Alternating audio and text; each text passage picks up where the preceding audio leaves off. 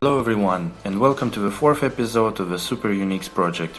In this episode we are finishing Act 1 and doing 100 runs of the remaining targets, Bonesh, Andariel and the Cow King.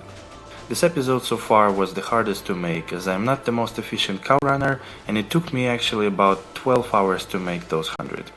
This is also a special episode for me as it marks 1 month of working on these videos and I'm super happy to share it with you. And after a month, I would like to hear from you how do you find these episodes, and of course I would appreciate if you can give me a like. That being said, let's start the drops. The first target is a Bonesh. He's actually only monster level 75, so potentially he cannot really drop much.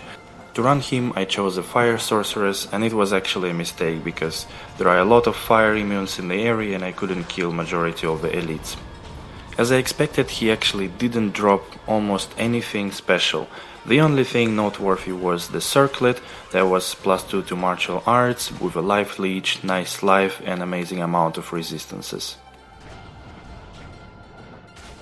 And later on there was a unique ring coming off the ghost pack and it was just a Manalt.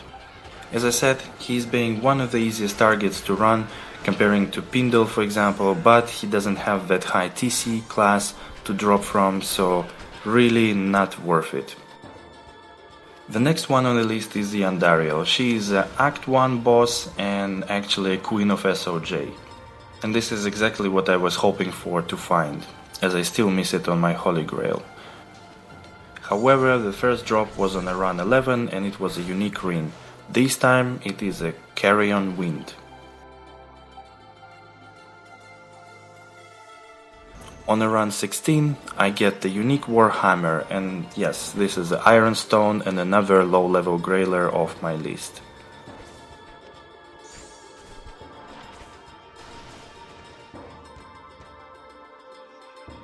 On the run 34, I get one of the most exciting drops this project. It is a unique Ogre Axe, and this is a Bone Hue, only 1% of the perfect. 2 runs later, I get a unique Amazon bow, and this is Lycander's Aim, a nice budget Boazon weapon.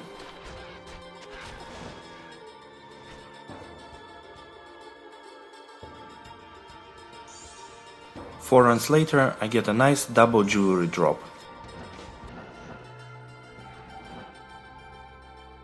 The ring is of course a Manalt, but the amulet this time is Atmas Scarab. Quite nice.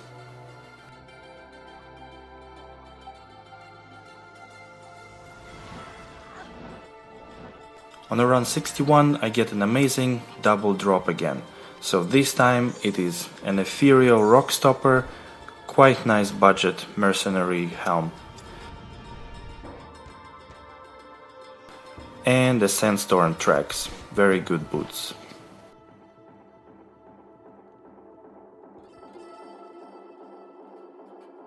On a run 76 I get an okay rare ring.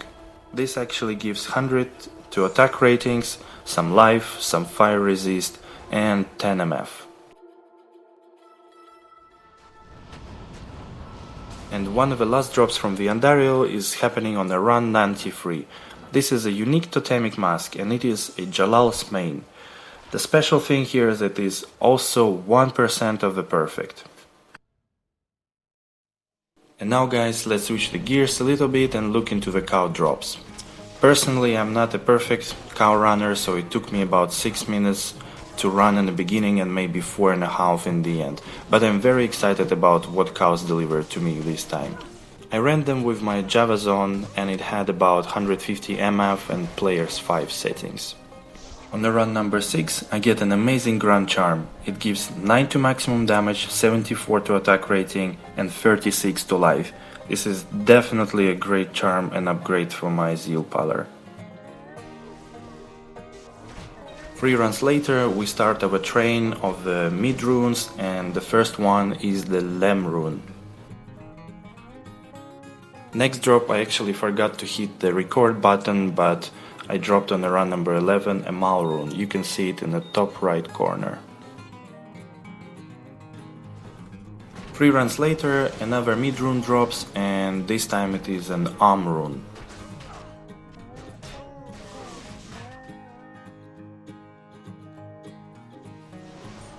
On a very next run I get a nice small charm. It is 7 MF small charm.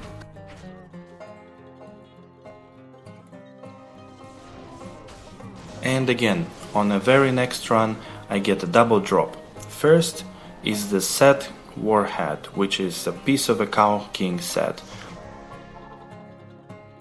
I was actually quite looking to find all the pieces in this episode, but well, let's see if I did it. And later in this run I actually find another GG Grunt charm. It is 9 to max damage, 59 to attack rating and 21 to life.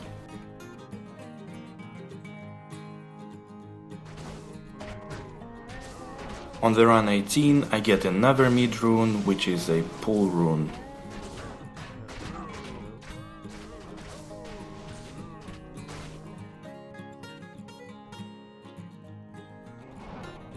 Okay guys, here it is coming, the run 20, one of the best drops of this project so far.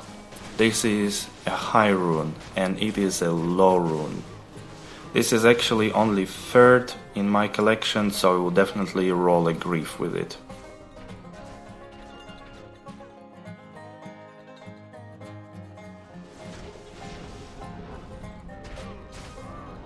Another Grand Charm drops on around 24, and this is actually a Traps Killer with 24 to life. Another amazing one.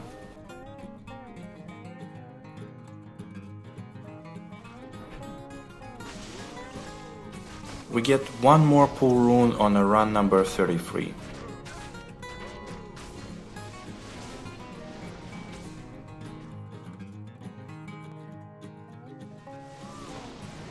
Two runs later I find a set ornate plate, and this is a Griswold's armor.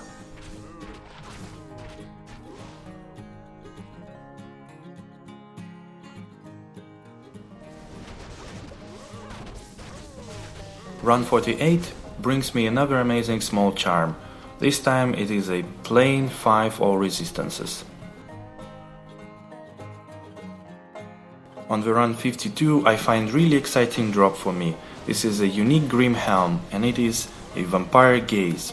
I only had one so far and it took me 1 year to find it. Now I have a second one and it's a slight upgrade with 17 damage reduction.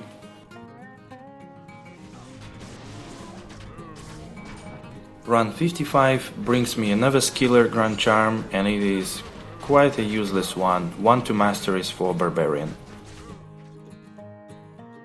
Run 60 was also an exciting one. I found first a rare gloves with 1 to bone crossbow skills, 20% increase attack speed, some fire res and 21 magic find.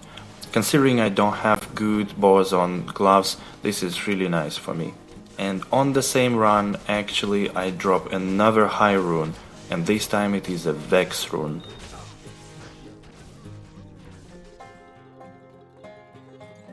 Four runs later, I find a unique Balrog spear. This is nothing special, but nice one, Demon's Arc.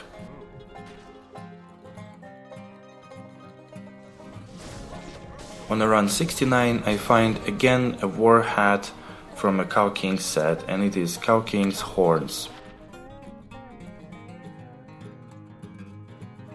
Run 73 brings me another Grailer, and I promise guys, this is one of the last ones that are so easy to find, and it is a two-handed sword Shadowfang.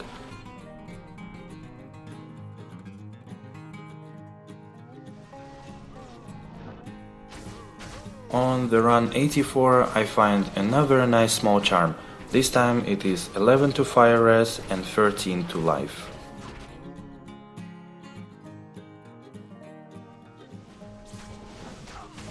On the run 85 I find, yes, another small level Grailer item, and this is Xarus Iron Fist.